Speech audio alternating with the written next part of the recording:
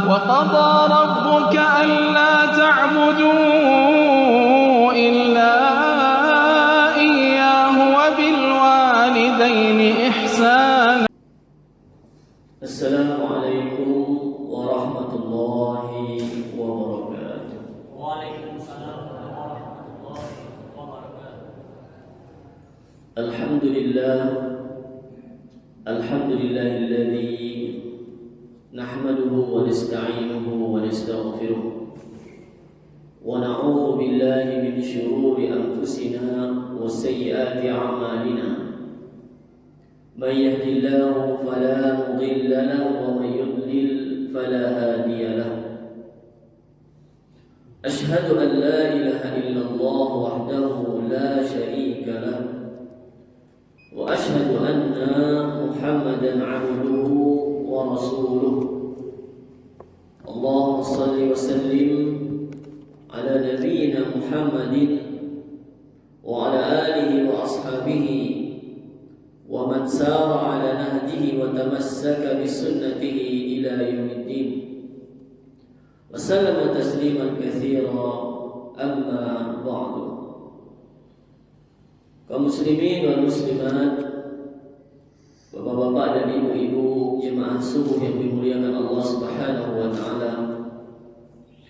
Kembali kita bersyukur kepada Allah di atas segala nikmat yang Allah berikan kepada kita. Sehingga dengan nikmat itu semua kita masih bisa hadir untuk melaksanakan ibadah kepada Allah Subhanahu wa taala. Masih diberikan kita kesempatan untuk mencari bekal bagi kehidupan akhirat kita di dunia ini. Kita masih diberi taufik oleh Allah, dan hendaknya inilah kita syukuri. Karena banyak orang yang dia sehat, diberikan kelapangan waktu, tetapi tidak mendapatkan hidayah taufik, sehingga sebagian saudara-saudara kita masih belum tergerak hatinya untuk beribadah kepada Allah Subhanahu wa taala. Dan kita bersyukur kepada Allah, ternyata Allah masih memberikan kesempatan nikmatnya, merasakan nikmatnya ibadah itu. Kemudian salawat dan salam semoga Allah sampaikan kepada Nabi kita, Nabi Muhammad sallallahu alaihi wasallam. Semoga salawat dan salam juga Allah sampaikan kepada keluarganya, para sahabatnya dan pengikutnya hingga akhir zaman. Amin ya rabbal alamin. Bapak Ibu yang dimuliakan Allah Subhanahu wa taala, kita akan lanjutkan kajian tafsir kita. Kita ambil dari dua tafsir. Pertama tafsir As-Sa'di rahimahullahu taala. Kemudian kita juga ambil sumber dari tafsir Ibnu Ja'far At-Tabari rahimahullahu taala. Yang mana pada pertemuan minggu yang lalu atau Sabtu yang lalu kita sudah selesai membahas ayat yang pertama, Bismillahirrahmanirrahim. Kita lanjutkan kepada ayat yang kedua yang berbunyi, A'udzubillahi minasyaitonirrajim. Bismillahirrahmanirrahim. Alhamdulillahi Rabbil Alamin. Kalau kita merujuk kepada satu hadis qudsi, Allah Subhanahu wa taala berfirman, kata Allah, qasamtus shalah baini wa baina 'abdi nisfain atau qismain dalam riwayat yang lain. Aku membagi salat itu antara aku dengan hamba-Ku itu dua bagian. Yang dimaksud dengan as-shalah di sini adalah surah Al-Fatihah maksudnya. Karena surah Al-Fatihah ini kita baca selalu di dalam salat kita, 17 kali wajib kita baca. Aku membagi salat antara aku dengan hamba-Ku itu dua bagian. Yang satu untuk yang bagian yang pertama untuk Allah Subhanahu wa taala, bagian yang kedua untuk hambanya. Wa li abdi ma sa'al, dan bagi hambaku apa yang dia minta, kata Allah. Kemudian Allah mengatakan, "Idza qala al-'abdu alhamdulillah rabbil alamin." Apabila seorang hamba mengucapkan alhamdulillahi rabbil alamin, faqala Allah Ta'ala, maka Allah menjawab dengan jawaban, hamidani abdi, hambaku telah memuji aku. Wa idza qala ar-rahmanir rahim, apabila hambaku berkata ar-rahmanir rahim, maka Allah pun menjawab, faqala ta'ala asna alayya abdi, hambaku telah menyanjungku. Wa idza qala maliki yaumiddin, apabila hamba berkata maliki yaumiddin, maka Allah Subhanahu wa taala menjawab, majjadani abdi, hambaku telah mengagungkanku. Wa idza qala iyyaka na'budu wa iyyaka nasta'in, wa qala ta'ala hadza baini wa baina 'abdi wa li 'abdi ma sa'al. Inilah antara aku dengan hambaku, kata Allah Subhanahu wa taala. Inilah perjanjian antara aku dengan hambaku, ikrar seorang hamba kepada Allah Subhanahu wa taala. Wa li 'abdi ma sa'al, dan bagi hambaku apa yang dia minta. Jadi sampai Malik Yaumiddin ini adalah bentuk pujian kita kepada Allah SWT. Sedangkan iyyaka na'budu wa iyyaka nasta'in sampai ke bawah, ini adalah bentuk permohonan seorang hamba kepada Allah Subhanahu wa taala. Kalau di situ mulai permohonan, ihdinas siratal mustaqim, siratal ladzina an'amta 'alaihim ghairil maghdubi 'alaihim waladdallin. Ini permohonan kita agar kita berada di atas jalan yang lurus. Maka kita kembali kepada apa makna dari alhamdulillahi rabbil alamin itu. Karena banyak orang mungkin membaca alhamdulillahi rabbil alamin tapi tidak mengena ke dalam hatinya alhamdulillah itu apa maknanya. Karena mungkin seringnya kita membaca alhamdulillahi rabbil alamin jadi tidak mengena ke dalam hatinya. Padahal alhamdulillah itu adalah segala bentuk pujian, dengan berbagai macam bentuknya pujian tersebut hanyalah untuk Allah Subhanahu wa taala. Kata Syekh Nasir As-Sa'di, as-sana'u 'ala Allah bi sifatil kamal, menyanjung Allah Subhanahu wa taala, memujinya dengan Allah itu memiliki sifat yang maha sempurna sehingga dia dipuji oleh makhluknya. Alhamdulillah, segala pujian lillah, hanya untuk Allah Subhanahu wa taala. Dan tidak sama kita memuji Allah dan memuji manusia, tidak sama Pak Ibu. Kita puji manusia biasa, kita puji manusia. Tapi ketika memuji Allah, kata Ibnu Qayyim Al-Jauziyah, memuji Allah itu dengan mahabbah, dengan kecintaan kita kepada Allah Subhanahu wa taala, dengan pengharapan kita kepada Allah Subhanahu wa taala. Kita puji dia alhamdulillahirabbil alamin. Ada rasa cinta yang harus kita tumbuhkan di dalam hati kita kepada Allah. Kenapa? Karena nikmat yang begitu banyak yang Allah berikan kepada kita. Di dalam tafsir At-Tabari, Imam At-Tabari mengatakan, alhamdulillah itu adalah asyukru khalisan lillah. Alhamdulillah itu adalah bentuk rasa syukur yang ikhlas, yang bersih, hanya kepada Allah saja. Jadi ulama ada yang berpendapat alhamdulillah itu adalah bentuk syukur. Ada juga yang berpendapat alhamdulillah itu adalah bentuk pujian. Apa maksudnya Bapak Ibu? Apa beda bentuk pujian dan syukur? Ada orang yang dia memuji Allah kalau dapat nikmat saja. Padahal seharusnya apapun keadaan kita, maupun senang maupun susah, kita tetap memuji Allah Subhanahu wa taala. Bukan hanya memuji Allah dalam keadaan mendapat kesenangan, mendapatkan keinginan, lalu kita memuji Allah Subhanahu wa taala, tidak, tetapi segala keadaan alhamdulillah ala kulli halin, dalam kondisi apapun, situasi apapun, kita harus tetap memuji Allah Subhanahu wa taala. Maka alhamdulillah itu adalah bentuk pujian kepada Allah.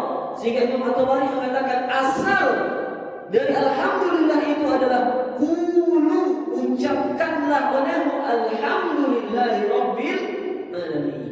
Ucapkanlah alhamdulillahi rabbil alamin. Kenapa? Bima an'ama ala ibadihi minan ni'am allati la yuhsiha al-'adad. Dengan nikmat yang banyak yang Allah berikan kepada kita, tidak terhingga, hitungannya tidak bisa. Wala yuhitu bi'adadiha ghairi ahadun. Tidak bisa satu orang pun yang menghitung nikmat Allah ini kecuali hanya Allah saja yang bisa menghitungnya. Kita tidak mampu menghitungnya. Untuk menghitung nikmat Allah itu saja butuh nikmat Allah juga. Bagaimana kita untuk menyempurnakan hitungannya?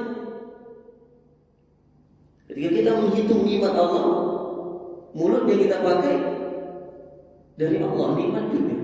Nafas yang kita hirup tunai dari Allah juga. Waktu yang kita pakai dari Allah juga. Bagaimana kita bisa menghitungnya? Terus bertambah. Tidak bisa kita hitung nikmat tersebut. Sehingga Allah mengatakan, wa in ta'uddu ni'matallahi la tuhsuha. Jika kamu hitung nikmat aku tidak terhingga. Sehingga ia tidak bisa dibalas dengan apapun. Dengan ibadah kita tidak bisa dibalas. Apa bisa kita balas dengan ibadah nikmat ini? Tidak bisa. Banyak sekali nikmat Allah kepada kita. Tidak bisa kita balas dengan apapun. Sehingga ada orang mungkin sebagian mereka menyangka nikmat Allah itu yang nampak saja. Ya, yang nampaknya bagaimana? Pitih nan babilah, amin dan babungka, itu saja nampak nikmat Allah. Sebagian orang. Sehingga ketika dia mendapatkan ujian dari Allah Subhanahu wa taala, artinya tidak ada harta yang dia miliki. Artinya dia merasa Allah tidak kasih dia nikmat. Padahal kalau dia datang orang lain kepada dia, lalu orang itu berkata, hari ini ada orang yang membutuhkan mata. Ada orang matanya rusak, lalu ingin minta ada yang mendonorkan mata. Lalu dikatakan, berapa mau jual mata? Kira-kira berapa kita jual mata kita ini? Berapa? Jadi kalau mau menjual bantuan, tidak bisa menjual bantuan. Nikmat yang dilupakan. Tangan kita nikmat yang dilupakan. Telinga kita nikmat yang dilupakan. Organ tubuh kita betapa banyak orang membutuhkannya. Apakah kita mampu menilai harga dari tubuh kita ini? Tidak ada harganya. Sehingga kesimpulannya adalah untuk nikmat badan saja kita tidak bisa menghargainya. Betapa besar nikmat Allah kepada kita. Sehingga segala pujian itu hanya untuk Allah Subhanahu wa ta'ala. Alhamdulillah. Dengan kecintaan dan mahabbah kita kepada Allah, timbulkan kecintaan itu. Ingat dengan nikmat Allah yang telah datang kepada kita, yang selama ini kita pakai. Rabbil alamin. Apa itu Rabb? Berarti dia yang maha memiliki, dia yang maha menciptakan, dia yang maha menguasai. Ini dikatakan dengan Rabb. Sehingga seorang memuji Allah Subhanahu wa taala, dia meyakini dialah Allah, dialah Rabb yang memiliki, yang menguasai, yang mengatur alam ini, yang menciptakan alam ini, yang menciptakan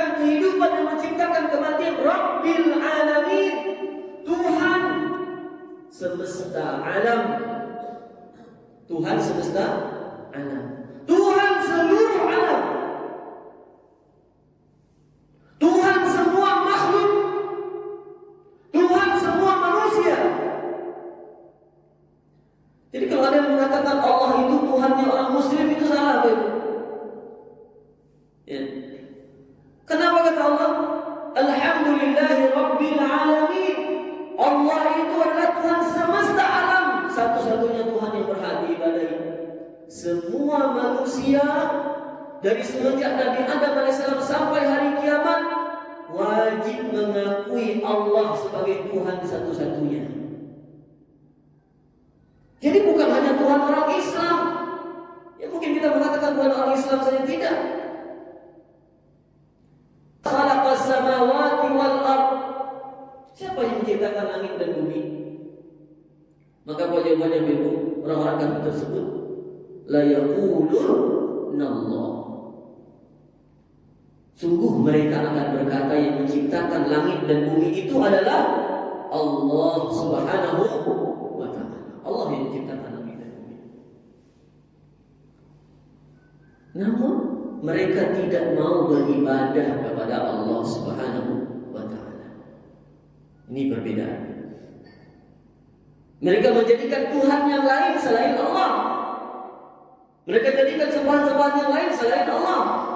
Mereka menganggap ini bermanfaat bagi mereka, sehingga mereka menjadikan berhala untuk disembah. Lalu dikatakan berhala-berhala inilah yang menyampaikan kepada Allah Subhanahu wa ta'ala. Na'udzubillah, tsumma na'udzubillah min dzalik. Apa akibat apa Bapak Ibu? Akibat fanatik buta. Fanatik buta terhadap nenek moyang sehingga lupa dengan kebenaran, tidak mau menerima kebenaran.